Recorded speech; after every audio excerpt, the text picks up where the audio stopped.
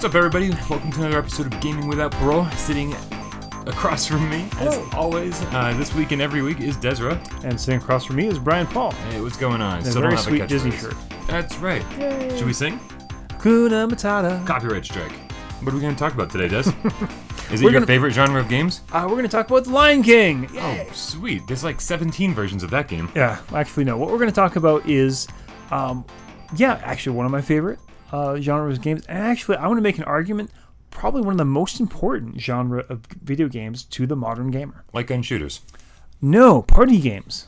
Oh. Party games, yes. And we've just lost like 2/3 of the audience that we kind of dragged screaming to our video. But, yeah, I know we want to talk about like the cool, hardcore, old school video games and the geekiest of geeky stuff. And like, why are we going to talk about games that I play with my grandma? Did your grandma play video games? Well, because of games like this, yeah. I was going to say. Well, actually, no. All of my grandmothers are dead right now. That's even more impressive. Yeah. So, sorry. Bye, Nana. Oh. Oh. Well, so let's talk about party games for a yeah, second. so let's go for a definition. Yeah. There's, we were talking about what do we mean by a party game? My vision is something you're going to play on, a digital device, either a console or a computer, with multiple people in the real world. Yeah. So this isn't massively multiplayer games. Right. This isn't things like that. This is, couch games, living room games, things you can play with a bunch of people at your house at the same time. I'm glad I fulfilled all the criteria. Yeah, I think, if we only did games that were specifically had party in the name, that would be a very short and very sad list. Right. Well, actually, there will be a few of those as well, though. Yes, yeah. But we're not going to talk about Smash Brothers. No. That's a fantastic game and fantastic series, and just kind of, that's too much to handle as, just a little... Maybe we can go into depth about Smash Brothers at another time. Yeah. And talk about all the versions of Smash Brothers. But yeah, it's not because we don't love those games, because I love those games. Yeah. I'm horrible at them. I've played them all. Mm-hmm. I don't play them all, though. I've played them. I don't play them. Okay. I'm real bad at them. You would think I'd be like, they don't require like... I was going to say they don't require skill, but they do. And I think all the games that we're going to talk about today are going to require a different kind of skill than your normal video game, right? Yep. Like you can give these to people that don't play video games, and their everyday skills might help out more than being a gamer does. Yeah. Yeah, and that's true for all these. These are games that aren't made for like your hardcore gamers. They're games where you can just, you only have like one or two buttons on the controller or whatnot. So I guess, do you want to go first? Do you want me to? Or? No, you always start. Okay. Why don't you continue the tradition? My tradition. All right, I have coffee to drink. So just to kind of get us right off the bat, I want to talk about Mario Party. Oh, I hear that's a party game. It is a party game, and this is the one I thought, actually, I didn't think of it. Amanda mentioned it. Amanda, my wife. Hello. Hey, Amanda. Hi, Amanda. She said, you should talk about party games. And I'm like, that is a fantastic idea. So Mario Party is a series of games. Here's a question. When do you think the first Mario Party came out? What year? It was an N64 game. It was an N64 game? There were 3 of them on the N64, so it means it must have come out early on the N64's life. God, now I'm just doing math. 96? Oh, see, I was a little off the other way. It was 1998. Whoa. So when did the N64 come out? That I don't have. Yeah, that's all right. Somebody will tell us in the comments. Next year will be the 20th anniversary of Mario Party games. Oh, I hate feeling old. There have been 15 games called Mario Party. Wow. Yeah. That's crazy. So, we could talk about the individual games, but I just thought this was interesting. So, off the top of your head, nice. There were 3 Mario Party games for the N64. There were 4 for the GameCube. I've got all those. 2 for the Wii. I don't have any of those. 1 for the Wii U. 1 for the Mario Party Advance. 1 for the DS. 2 for the 3DS. There's an Island one for the 3DS, right? Yes, Island Tour 3DS. Yeah.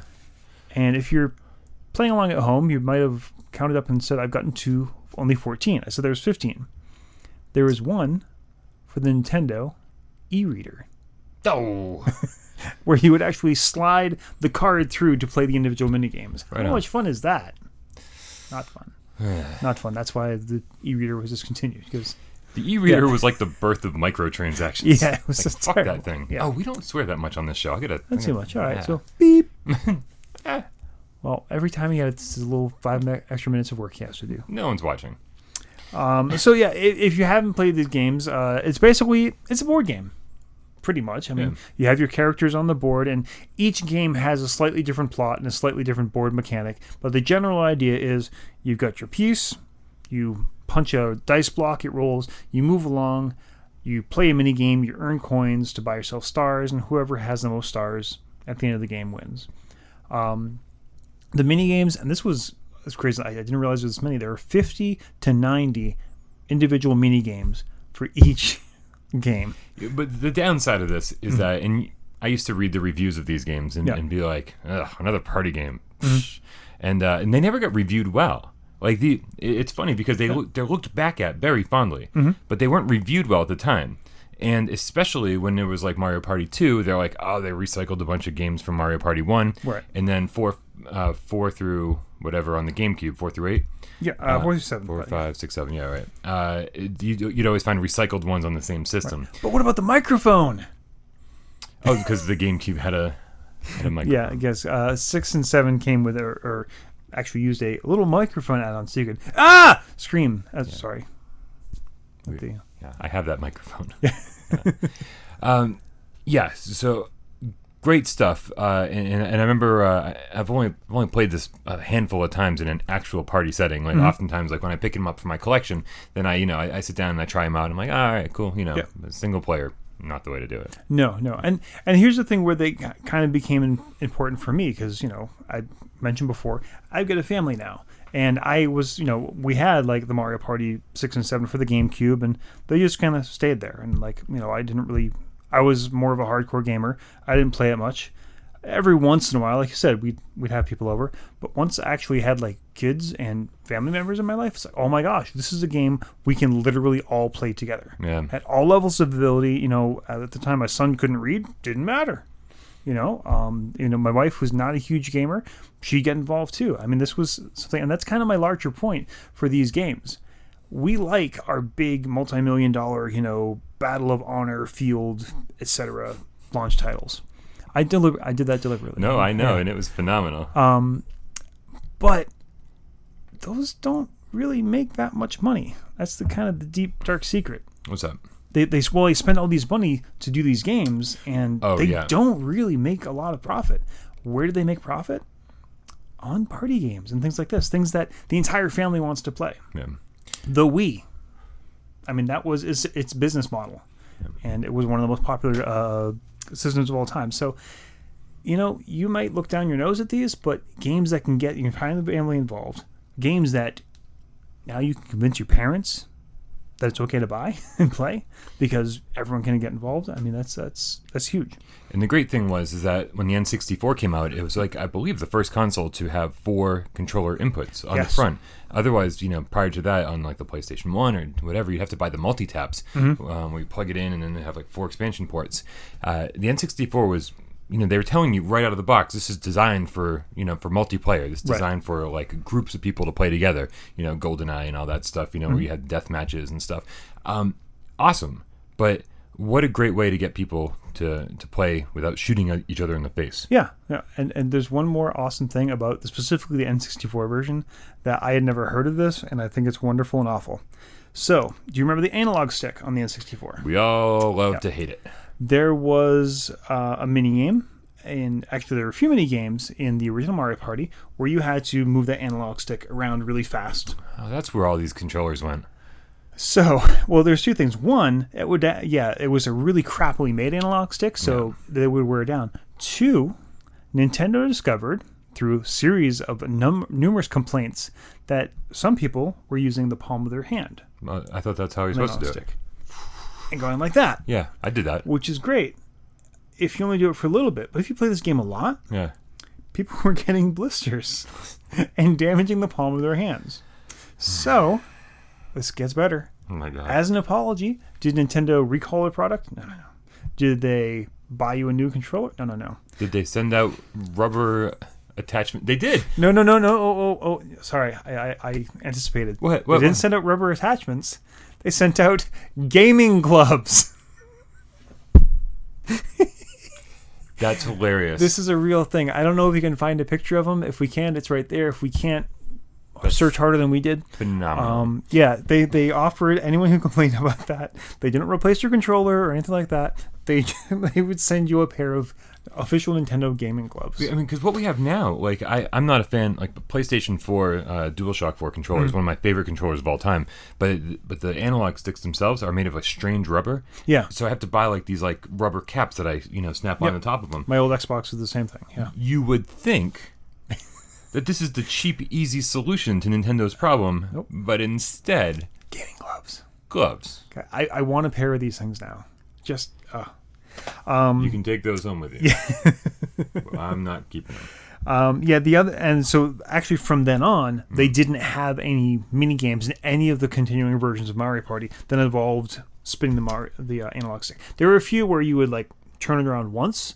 I think they introduced that back in like Mario Party 5. Okay. But there were no more where you had to do that really fast.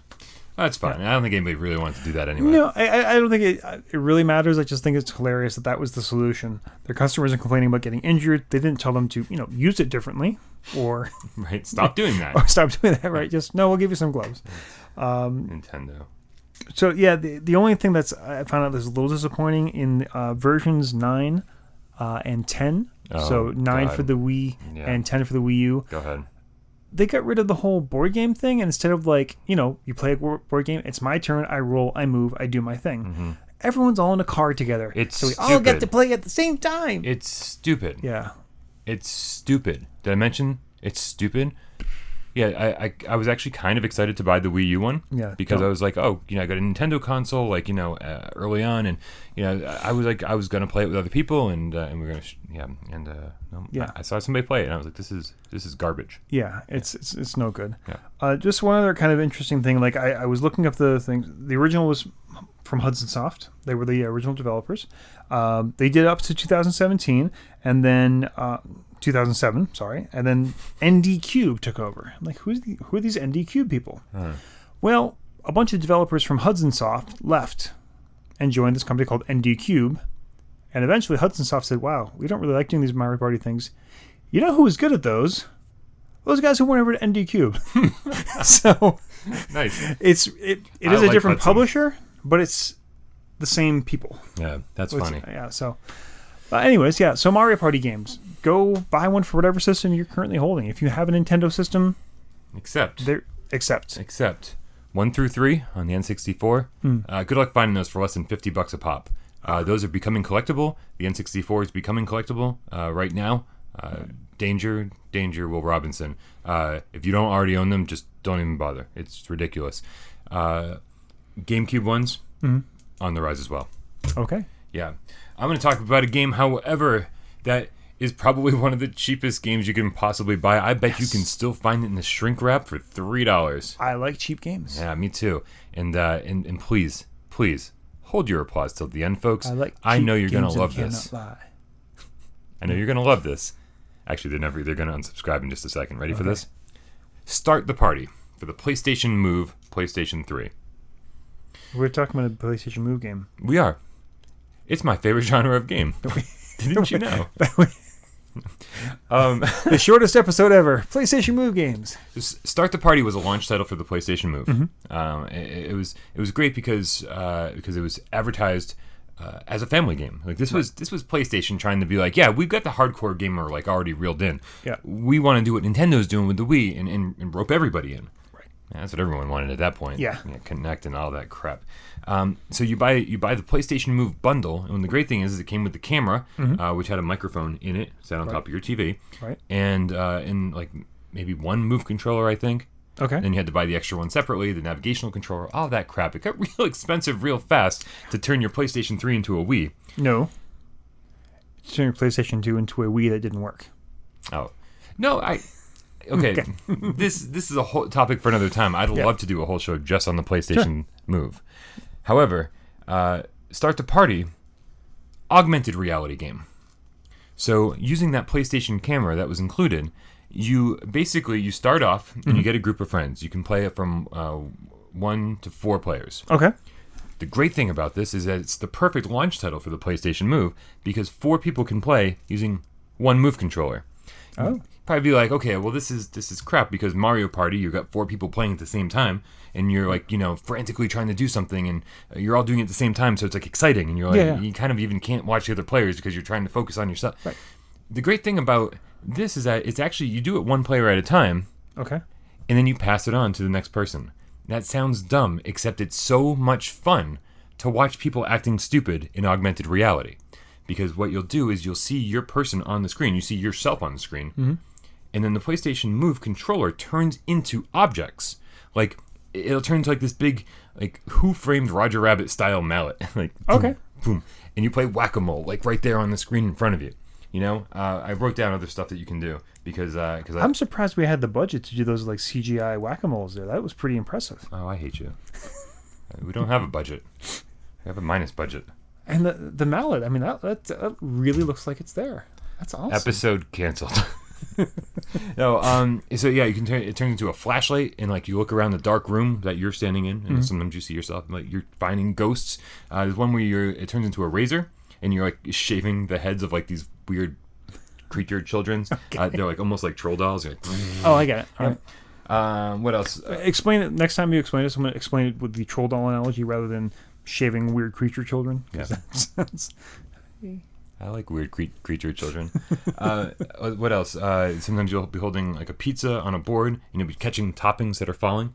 Okay. It's all these ridiculous mini games. Which is kind of the point of what we're talking about today. Yeah, no, absolutely. And watching other people make a fool of themselves is like half the fun. Mm-hmm. And so you kind of get this element of fun party game stuff that you don't get from Mario Party because you can't watch your friends play Mario Party because you're too busy playing. Too busy crushing them. Right? And having the augmented reality element of it.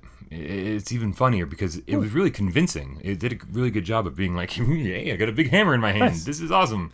What? That looked great. Yeah. Oh, the hammer thing.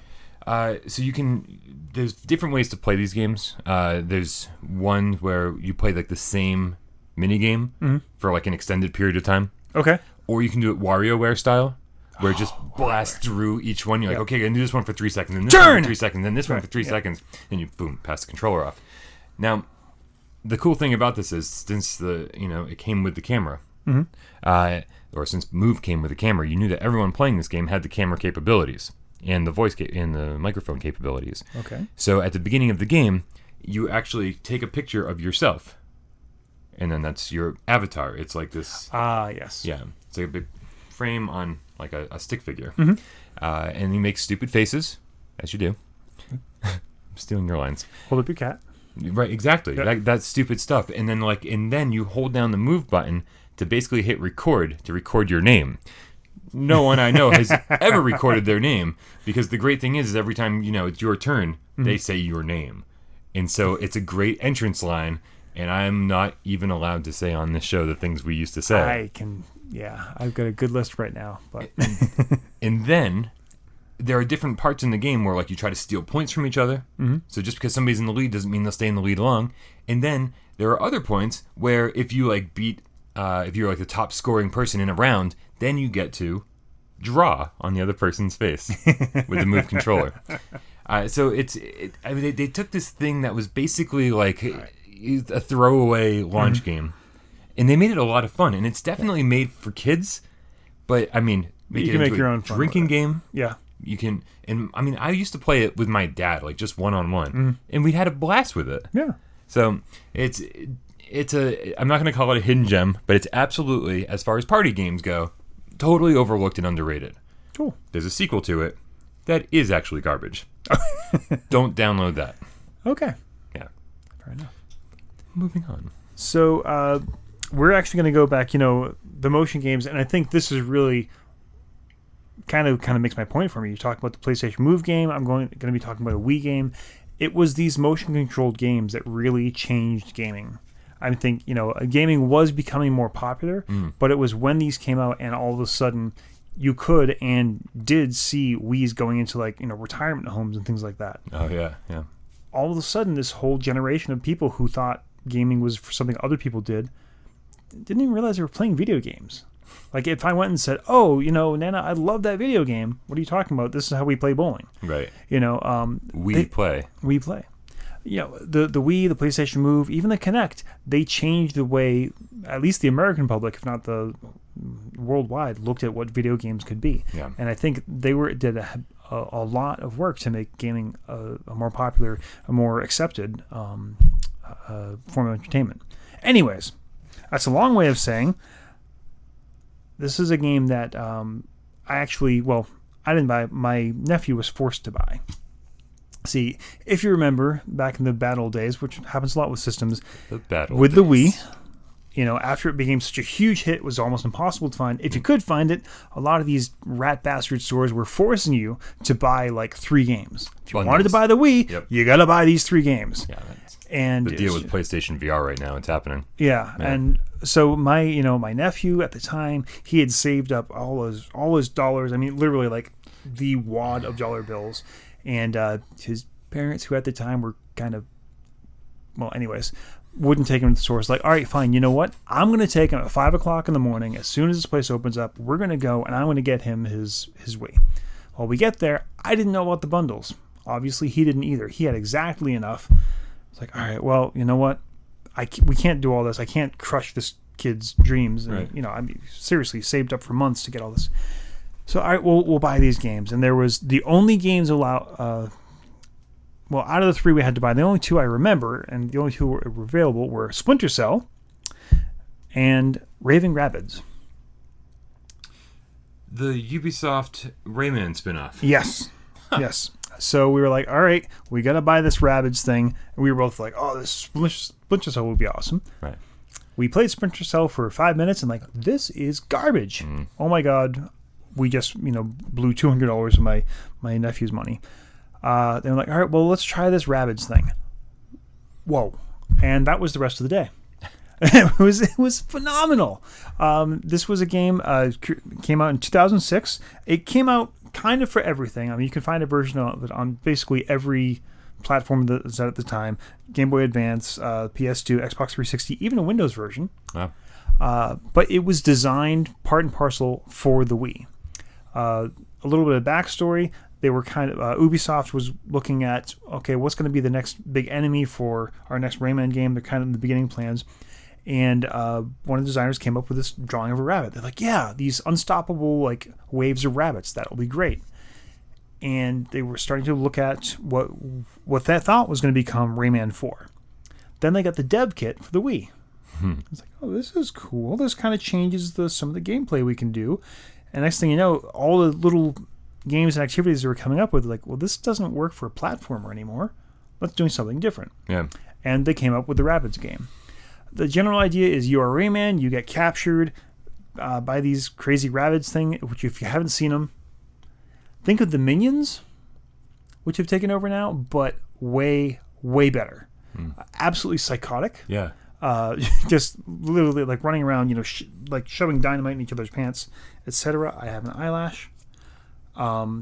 Screaming incessantly. It's like Sam and Max, but dozens of them. Yes, yeah, and totally incoherent, which is even better. Yeah. Basically, you get thrown into these arena-type games, and those are the mini-games. You have to beat the mini-game, and then if you defeat the mini-game or do well or whatever, you get awarded a plunger. You can bring the plunger back to your cell and build a ladder out of plungers to escape from the cell. Yeah, who cares? Who cares? The point is, this was a blast. I mean, it's not quite as chaotic and, spastic as, say, WarioWare, but it is certainly much less sedate than your Mario parties. Right on. They're just fun. They're fun and goofy mini games. I mean, we got someone playing in the back here. I hope. No, Brian's mad at me, so it's just a blank screen there. There's a picture of Brian with me off. It's just a picture of Dez's eyelash. Art design, sound design, everything of this is, if you play the Rayman games anyways, they're incredibly creative, incredibly beautiful games. Take that same creativity and turn it to just this twisted, maniacal little rabbit beasts. It was the most fun I had with the Wii. Certainly, the first couple months he had it there, and we played with Wii Sports and all that too. This was cool though. I found out something. You always find something cool. Raving Rabbids can cure dyslexia. Is that a real thing? If not cure it, actually help. So, this was some real research done. In 2013, there was a study done on kids. They would play Raving Rabbids, specifically Raving Rabbids, not just some random game, but specifically Raving Rabbids. And they found a significant increase in their ability to read. The theory is that it has something to do with being trained to be have their attention focused, because some of these games are like crazy, out of control. You need to be laser focused. And, a lot of these kind of studies come out like, okay, fine, whatever. But actually, the same study was replicated and confirmed. So, playing Raving Rabbids actually showed a significant increase in dyslexic children's ability to read. So they can all read now, but now they all are just like, got it. Yeah. So if you had, if you had any reason to, but Mom, Dad, I want this game. It'll help me read. I mean, come on, that's a winner. It's a stretch, and also, I don't know any kid that's these days saying, Mom, Dad, I want this game. Yeah, that's the sad part. A game that I would say kids these days would say, Mom, Dad, I want this game. Mm-hmm. Not a bad segue. Is except you pointed it out, so that's the best part of segues. Keep talking, and nobody explodes. Oh, you told me about this. This, when we did the VR, this was one I should have tried. This is absolutely something you should have tried. Yeah. Instead of making you absolutely ill. Just make me angry instead of ill. Right. It's not an angry game. It's the version of this I'm going to talk about is the 2016 PlayStation VR. It's on other platforms, but the beauty of this game, made by Steel Crate Games, as far as I can tell, the only game they've made so far. What's happening is that there's a person in VR, in virtual reality, sitting there with. You can use a move controller. I think it's the best way to do it because then it kind of like replicates the movement of hands. Right. And what it is this: when you're in VR, you're in a room looking at a bomb. Now it's sort of like briefcase shaped, kind of like a box, and it's got different things all over it. Sometimes there'll be wires or numbers or symbols or batteries or like labels, and all of these things are important. You have to be very observant of what's on these things because this is not a one-player game. Okay. This is at least a two-player game, and I think in a party setting, it can be out of control. Nice. In terms of there's only one person trying to defuse the bomb, right. And then there's lots of people trying to help. Screaming at him. And as we all know, the more people that try to help, the less they actually help. Is it a black wire with yellow stripes or yellow wire with black stripes? Well, and that's exactly it. Yeah. So so what's happening is the reason I like the PlayStation VR version of this is because the way the PSVR works is that the thing that you see in the VR helmet does not actually have to be the thing that's on the television. Right. So some versions of this have like papers that you have to print out. Yeah. But this version has all the papers on the screen. And what it is, it's a bomb defusal manual. And you have to basically go through, it's all just text, tons and tons of text. And so you have to basically ask the person, if you're sitting outside of VR and looking at the screen, you have to say, what do you see?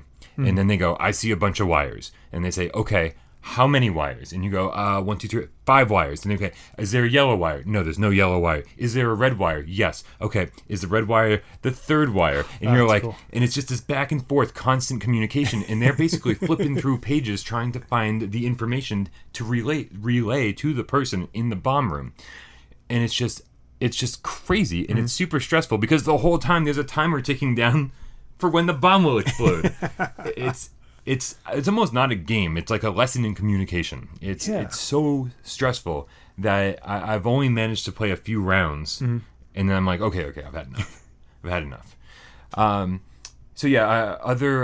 Other elements of this that sometimes you'll see, like a bunch of symbols on the bomb, like 4 symbols, and then you have to tell the people that are helping you what these symbols look like. And you're like, oh, there's one that looks like a trident, I guess. Right. And then there's one with like a crescent moon. It looks like gum? With a dot inside of it. Yeah. Right. And you're trying to describe these things like the best you can. Yeah. And they're like, what the hell does that look like? Right. And it's this back and forth stuff. That's great. there's oftentimes a button on right. There's oftentimes a button on the bomb that says press. Don't press the button. Well, then again, it's like, well, what color is the button? The button's white. Does it say press or detonate? Like, no, it says press. All right. Well, when the timer on the bomb, when the last digit hits 3, hold the button down, and then release it when it's on a 9. And you're like, it's right. You see, you're starting to get the impression of just how stressful this is. And if you do the wrong thing, then you either lose time or the bomb blows up. Right? Sometimes there are things like on the bomb that like you have to rotate it around to see. There are batteries on the bomb. And so sometimes it's like, how many batteries are on the bomb? Well, there's 1. Is there? Are you sure? Turn it all the way around. Check all the sides because there might be another one. Sometimes they're right next to each other. Sometimes they're on opposite sides. What does the serial number say? And it's oftentimes you're referencing these things that says, okay, does the serial number end in an A?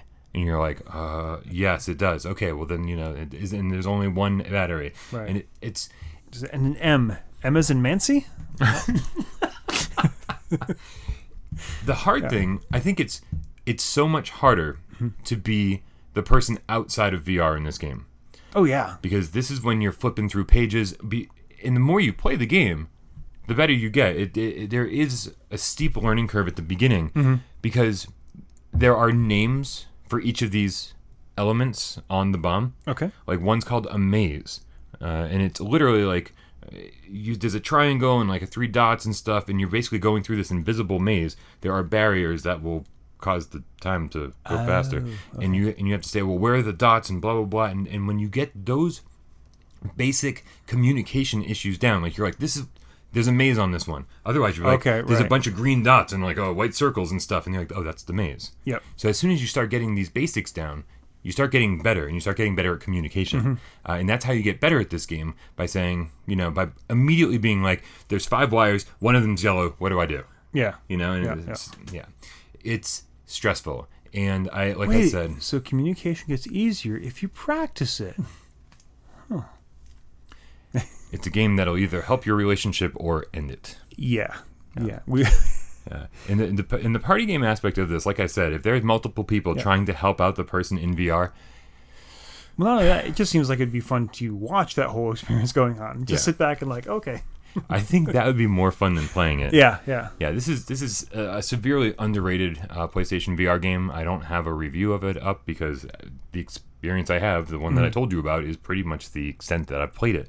Yeah. I don't have it in me to spend serious time with this. Yeah, I'd love people to go support this because, like I said, this seems like a very well known developer. Extremely, like I said, 2014. They did this as part of one of those like game creation development parties, whatever they are. Yeah. I don't know. I just made that up. This is such like a creative, interesting new idea that's using the capabilities of this, this split reality sort of gaming. Bravo. Yeah. Thank you. We need more games like this. So go buy a copy. Even if you never plan on playing it, support these guys. I'd play it. I wouldn't just buy it without playing it. I know. I'm just spending other people's money. Oh, that's easy. Okay. Support us on Patreon. Yay. Now that was a segue, motherfucker.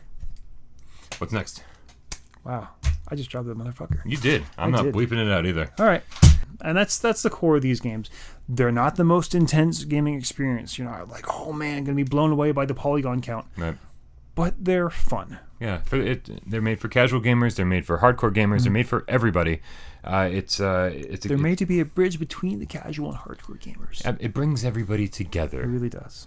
The most important genre of games ever. Yeah, I really think so in a lot of ways.